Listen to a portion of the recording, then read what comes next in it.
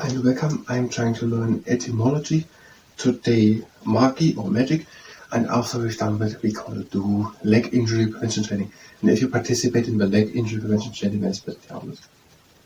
Now here is written, Persian priests, so we're talking about Persia around 2500 years ago.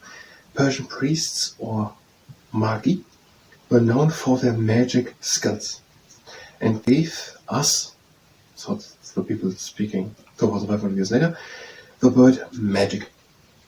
A famous magus called Zarathustra, unusually, worshipped a single god, Ahura Mazda. His god's evil enemy was Angra Mainyu.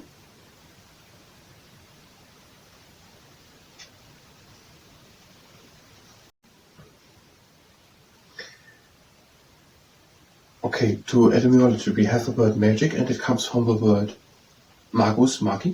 Magus, one magus, two magi, and these were priests living 2500 years ago in Persia. And it was said about them that they had magic skills, so called magi or magus or magi. There was one who was called Zarathustra, and he worshipped Ahura Mazda.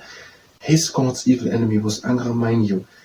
I don't really understand whose god evil now Angra Mainyu is. His is where Zarathustra meant, or Ahura Mazda.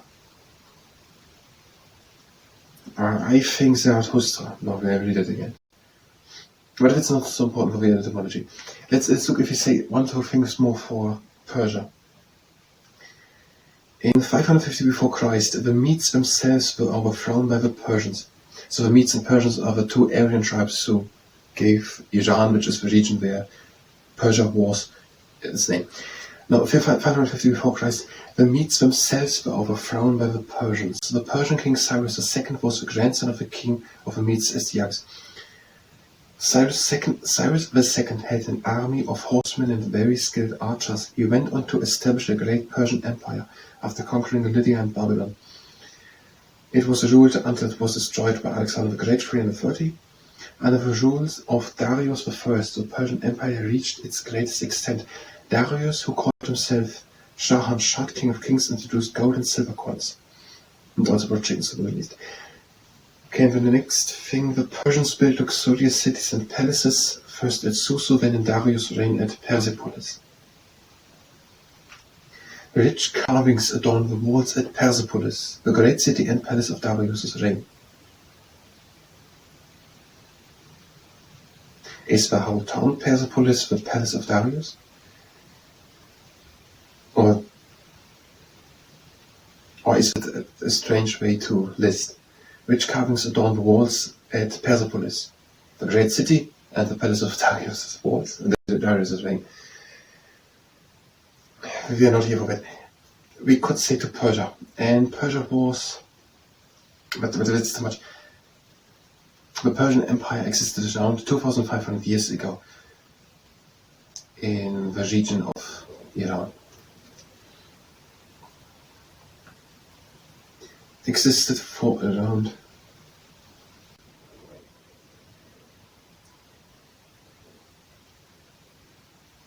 He went on to establish a great Persian empire, so just by Cyrus II. 550 until 330, so 220 years, which existed for 220 years from 5. That's too much detail. Which existed for around 200 years, 2000, which existed for around 200 years, 2500, which existed 2500 years ago for around 200 years. And yes, and various priests, because it was said about them that they had magic skills, were called one magus or plural magi. And that is the origin of the word magic. I think that's all that we can say to it. I have a second camera which I'm going to start.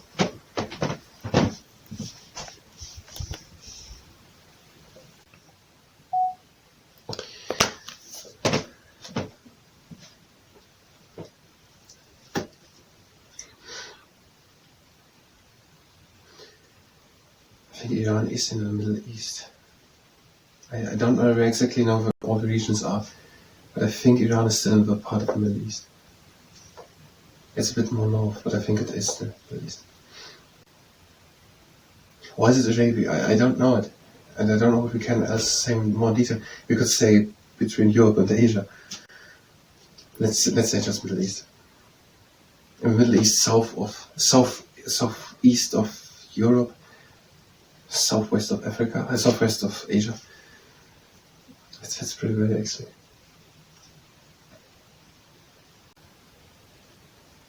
Magic comes from, what do we say?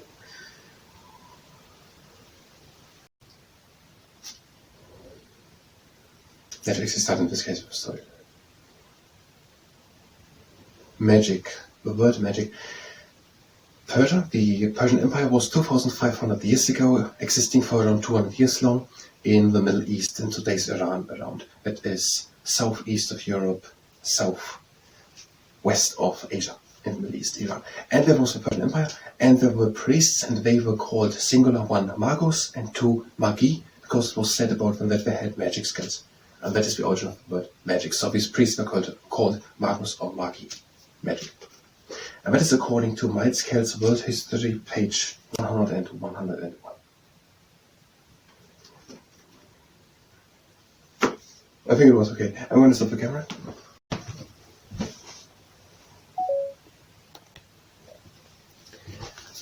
And that was the etymology part. Etymology? No, that was the etymology part, whatever. If you were here for etymology, you can go directly to the next part of etymology.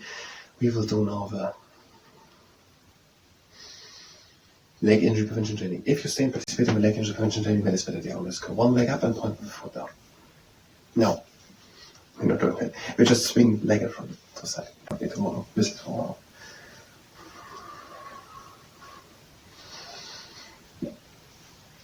And with the other leg, swing it in front and to the side.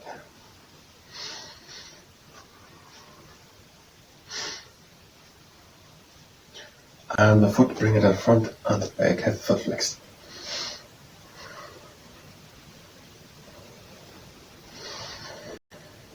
And now bring the foot in front and back.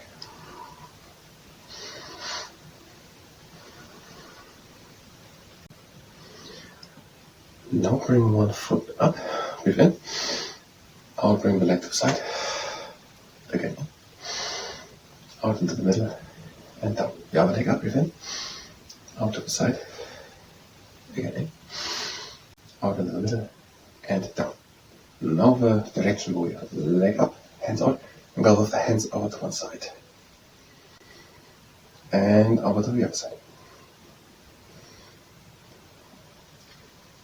And the confused direction where our cross of the leg goes also with the knee to the other side. And change. Now both to the other side.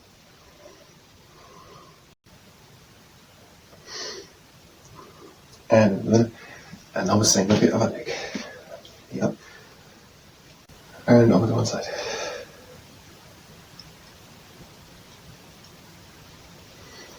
Middle and over.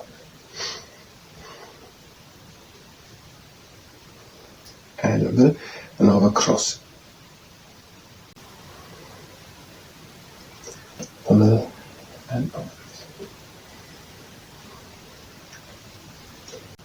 The middle and down. Now, take with one leg up and press with the knee up to the side. To the side.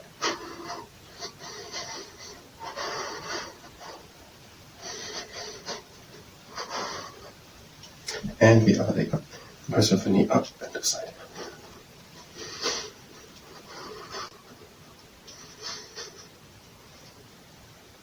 Now, one hand on tummy, one on lower back, and bring the leg up in a straight line. If the quad muscles cramp, then bring the leg up and point the foot down.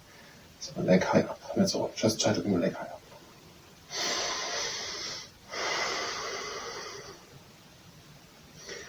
Control of the hands with your down fall back and try to bring the leg higher. And bring it up and point the foot down. And the other leg. Hand on tummy, on the lower back, and bring the leg up. Try to bring it higher.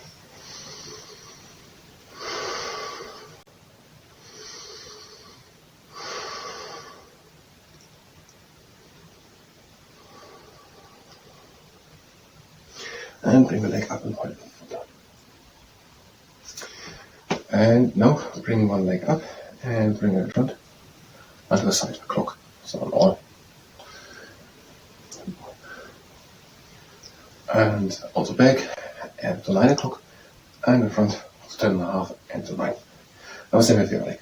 12 and slide right over to 3 and now to 10.5 over to 9 and back down there 8 and 7.5 down to 6 and to 4.5 and to 3. And now another exercise. One leg up, turn over to that leg which is standing. This can go to the knee, go down, turn over to the other side again, and come up again. And again, stand on one leg, turn over to that leg, go down, turn over to the other side, come up, down, and the other leg. Turn over to that leg, go down, go to the other side, come up, and again.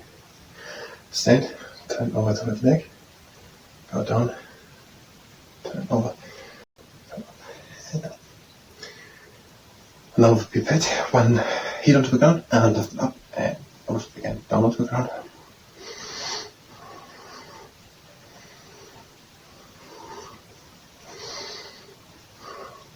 Have a heel onto the ground and lift it up. Place it again on the ground.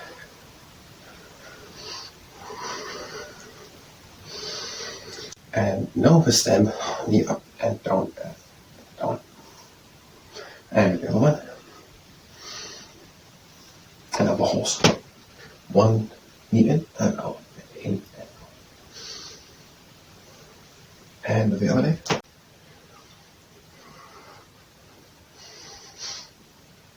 And now the camel. You can do the horse again if it's too much.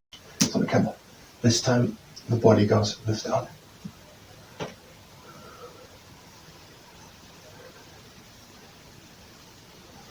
And switch the leg, knee in and out.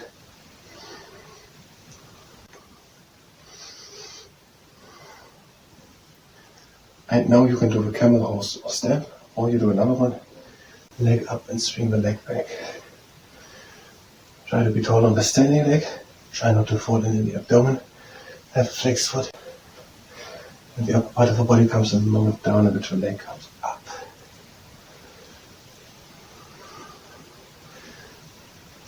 And change.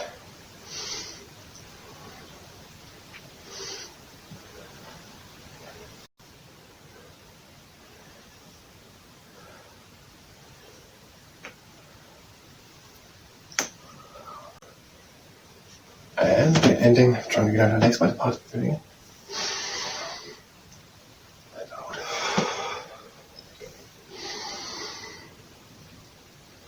Out. Breathe in, close the legs. And breathe again out. That was the leg intervention training. I thank you very much and until next time.